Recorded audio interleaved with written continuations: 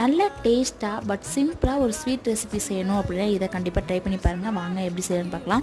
ஒரு அரை கப் கிட்டே வந்துட்டு நான் வந்து பாசிப்பருப்பு எடுத்து இந்த மாதிரி ட்ரை ரோஸ்ட் பண்ணி எடுத்து வச்சுருக்கேன். அதுக்கப்புறம் ஒரு கப் கிட்டே வந்து தேங்காய் துருவல், அதுக்கப்புறம் நம்ம வறுத்த பாசிப்பருப்பு, ஒரு ஸ்பூன் கிட்ட ஏலக்காய் தூள் ஆட் பண்ணி நல்லா வந்து அரைச்சி எடுத்து வச்சுக்கலாம். ஃபைனாக அரைச்சாலும் ஓகே, இல்லை கொஞ்சம் வந்து குறகுறப்பாக அரைச்சாலும் ஓகே, டேஸ்ட் நல்லா தான் இருக்கும். அதுக்கப்புறம் ஒரு பேனில் கீ ஆட் பண்ணிவிட்டு கட் பண்ணி வச்சுருந்த தேங்காய் எடுத்து ஆட் பண்ணி நல்லா பொரிஞ்சதுக்கப்புறம் நம்ம அரைச்சி பேஸ்ட் எடுத்து ஆட் பண்ணிக்கலாம்.